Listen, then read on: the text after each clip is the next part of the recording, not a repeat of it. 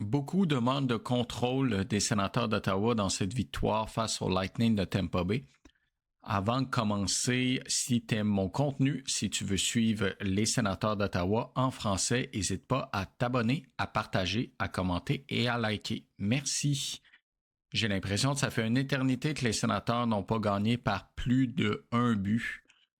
Ce soir, ça a été le cas, des buts de Pinto et de Jake Sanderson. Difficile de gagner des matchs de hockey quand tu tires seulement 3 fois en troisième période. Les sénateurs finissent le match avec 19 tirs, ce qui est pas beaucoup. En fait, ils ont beaucoup subi l'attaque du Lightning pendant le long du match. Par contre, on a réussi à profiter de nos chances de marquer, ce que le Lightning n'a pas fait, mais c'est surtout ce que les Sens ne faisaient pas dans les derniers matchs, là, entre autres le match contre les Penguins de Pittsburgh, qu'on a perdu 1-0 en prolongation. Aussi, on peut souligner un apport offensif du troisième trio avec le but de Shane Pinto. En fait, ça faisait plusieurs matchs que je trouvais que c'était seulement le premier et le deuxième trio qui produisaient. Même si on produisait très peu, ça venait souvent des mêmes personnes. Donc là, ça change un petit peu, ce qui fait du bien.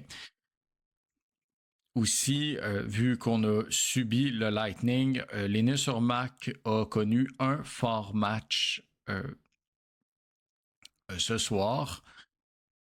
2 points qui fait beaucoup de bien dans cette course aux séries, surtout que le Canadien a gagné. Par contre, les Blue Jackets ont perdu.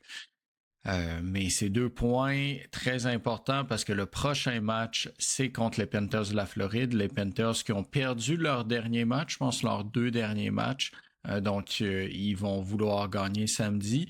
Et dimanche, c'est contre les Blue Jackets, le deuxième match de 3 matchs.